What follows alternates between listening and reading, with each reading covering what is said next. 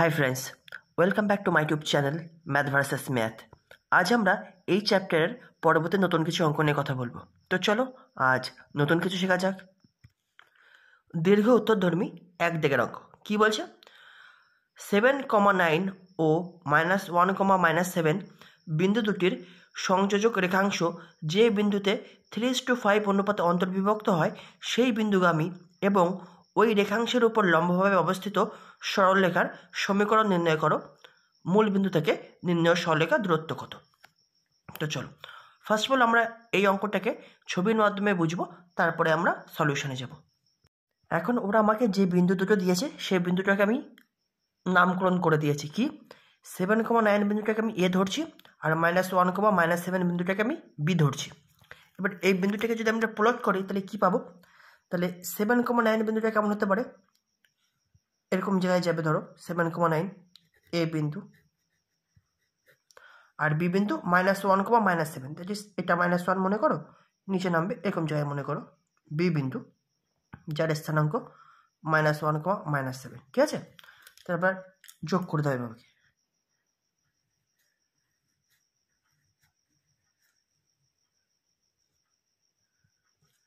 ঠিক আছে, এটা হলো যে দুটো বিন্দু দিয়েছে সেই দুটো বিন্দু দিয়ে যাওয়া সরলরেখা। এবার কি বলছে, এই সরলরেখাটার উপর একটা বিন্দু আছে, সেই বিন্দুতে 3:5 অনুপাতে অন্তর্বিভক্ত হয়েছে।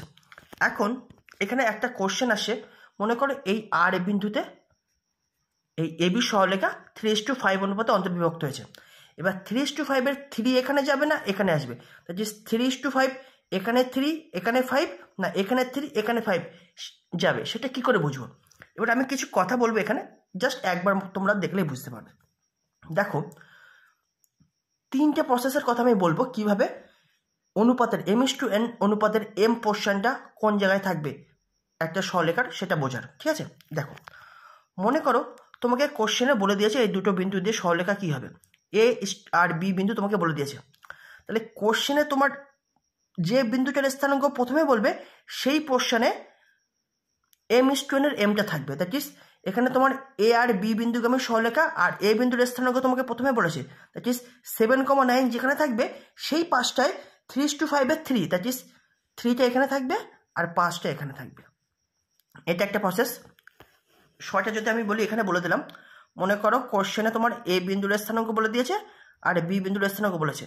এ বিন্দুর স্থানাঙ্ক x1 y1 আর বি বিন্দুর স্থানাঙ্ক x2 y2, রাইট? মানে কোশ্চেনে তোমাকে মনে করো এই বিন্দুর স্থানাঙ্কটা ফার্স্ট বলেছে, তাহলে এখন এই এ বি সরলরেখা যদি আর বিন্দুতে m:n অনুপাতে অন্তর্বিভক্ত হয় তাহলে এ বিন্দু যেদিকে থাকবে সেটা হবে m আর বি বিন্দু যেদিকে থাকবে সেটা হবে n। কারণ কি, কোশ্চেনে তোমাকে প্রথমে এই বিন্দুর স্থানাঙ্কটা বলে দিয়েছে, তার মানে কি m:n এর mটাও তোমার এই বিন্দুর দিকে থাকবে। ঠিক আছে, এটা একটা প্রসেস। আর 2 নম্বর প্রসেসটা কি, এখন এই এক্স অক্ষের ওপরে যে পোর্শনটা থাকবে বা নিকটে, এক্স অক্ষের ওপরে বা নিকটে, ওপরে দেখো এখানে যদি আমরা কম্পেয়ার করি, এখানে এক্স অক্ষের ওপরে কোন পোর্শনটা আছে, এই পোর্শনটা না, দ্যাট ইজ এই এক্স অক্ষের ওপরে যে পোর্শনটা থাকবে সেটা m:n এর m পোর্শনটা হবে। দ্যাট ইজ মনে করো এই যে সরলরেখা, এই মনে করো এই যে আর বিন্দুতে তোমার m:n অনুপাতে এই এখানে তোমার এ আর বি এর স্থানাঙ্ক তুমি জানো না। ঠিক আছে, তুমি জাস্ট তোমাকে বলে দিয়েছে কি আর বিন্দুতে তোমার এবি সরলরেখা m:n অনুপাতে অন্তর্বিভক্ত হয়। তাহলে আমি কি বললাম, এক্স অক্ষের ওপরে যে পোর্শনটা থাকবে সেটা হবে m:n এর m পোর্শনটা, দ্যাট ইজ এখানে m হবে এখানে n হবে।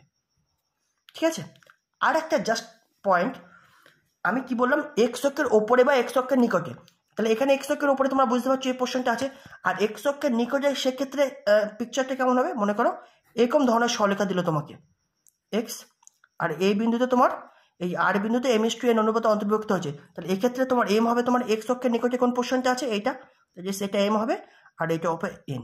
ঠিক আছে, আশা করি তোমরা বুঝতে পেরেছো। চাইলে তোমরা আরেকবার রিক্যাপ করে দেখতে পারো। ঠিক আছে, এবার আমরা অঙ্কে যাব। এখন আমি কি মনে করছি, মনে করি এবি সরলরেখাংশ আর বিন্দুতে 3:5 অনুপাতে অন্তর্বিভক্ত হয়েছে। তাহলে আমরা আর বিন্দুর স্থানাঙ্ক বার করতে পারবো। তাহলে আর বিন্দুর স্থানাঙ্ক বার করার ফর্মুলা কি হবে? মনে করো পি বিন্দুর স্থানাঙ্ক x1, y1 আর কিউ বিন্দুর স্থানাঙ্ক x2, y2।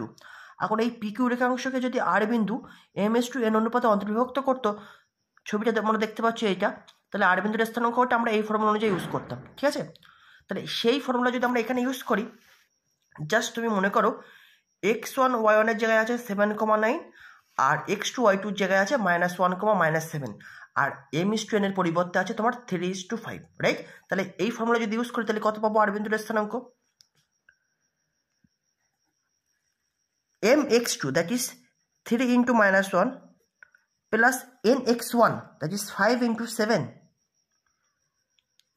by m plus n that is 5 plus 3। Same ভাবে my2 that is কি লিখতে পারি 3 into -7 plus ny1 that is 5 into 9 by m plus n that is 5 plus 3। তাহলে এটাকে সিম্পলিফাই করলে আমরা কত পাবো? -3 plus 35 by 8 that is direct করলে আমরা কত পাবো 4 আর -21 plus 45 by 8 that is 24 by 8 that is direct করলে 3।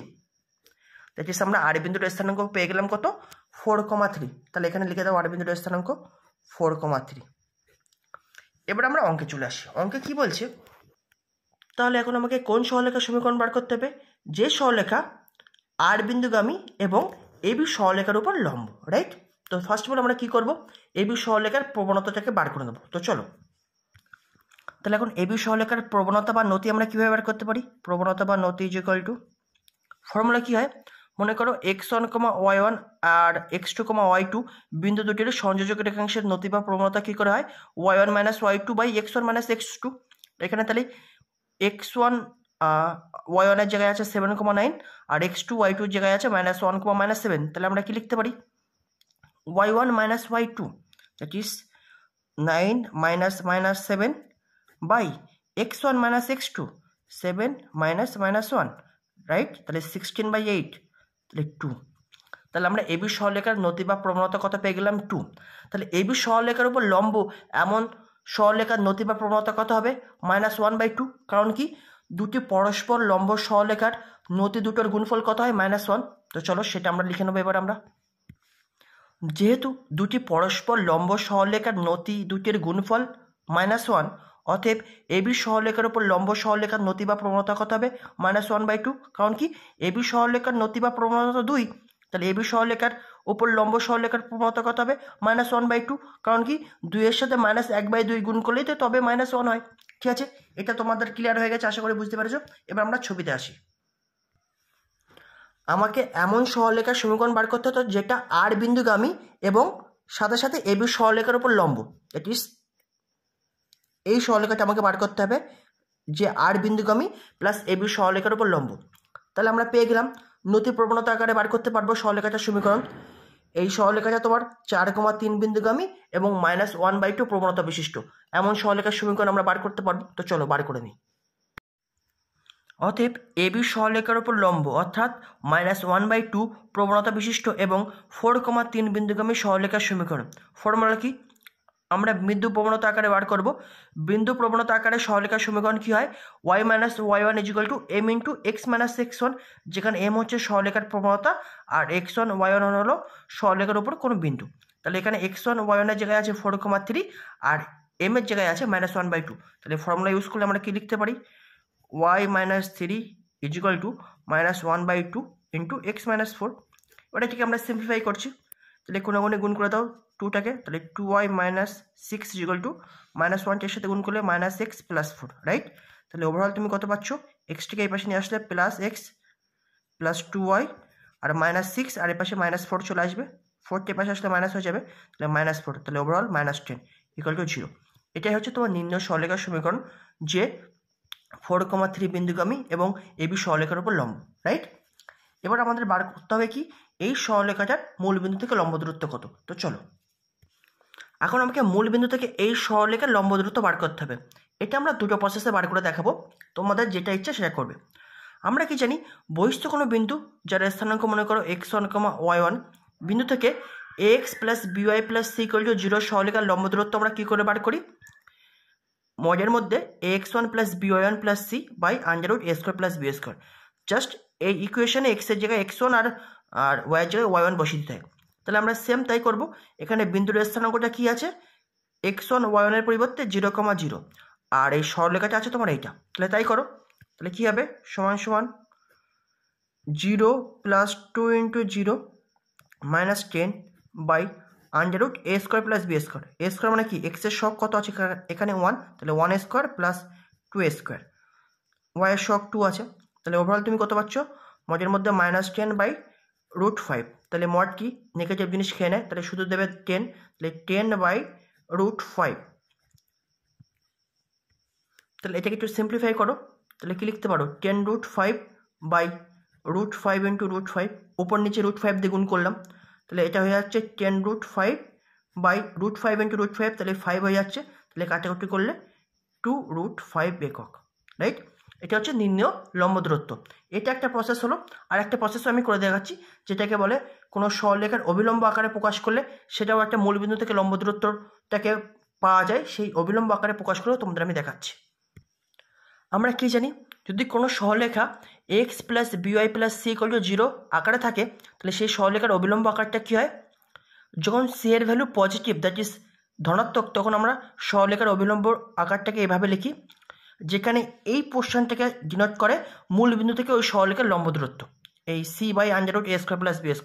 আর যখন c এর ভ্যালু নেগেটিভ, তখন আমরা ওই সরলরেখার অবিলম্ব আকারটাকে আমরা এইভাবে ডিনোট করি, যেখানে এই জিনিসটা -c/√a² + b², এই জিনিসটাকে আমরা বলতে পারবো কি, মূল বিন্দু থেকে সরলরেখার লম্ব দূরত্ব, রাইট। তাহলে সেম ফর্মুলা আমরা এখানে ইউজ করব। তাহলে আমরা 0,0 বিন্দু থেকে এই সরলরেখার উপর লম্ব দূরত্ব বার করতে চাই। এখানে c এর ভ্যালু কি আছে, নেগেটিভ, দ্যাট ইজ আমরা এই ফর্মুলা ইউজ করব। তাহলে এক্ষেত্রে আমরা অবিলম্ব আকারে লিখলে সরলরেখাটা কীভাবে লিখতে পারি, অতএব সরলরেখাটির অবিলম্ব আকার হয় x/√এর মধ্যে 1² + 2² plus 2y/√1² + 2² equal to minus of c এর ভ্যালু নিচে কত, -10, তাহলে -10 বাই √1² + 2²। তাহলে এক্ষেত্রে নিম্ন লম্ব দূরত্ব কোন জিনিসটা হবে, এই জিনিসটা। তাহলে এটা ক্যালকুলেশন করলে একটু আগে তোমরা দেখলে কত পাচ্ছ, 2√5। তাহলে অতএব নিম্ন লম্ব দূরত্ব সমান 10/√5, দ্যাট ইজ 2√5 একক। তাহলে এটাই হবে এই অঙ্কের অ্যান্সার। আশা করি তোমরা বুঝতে পেরেছো।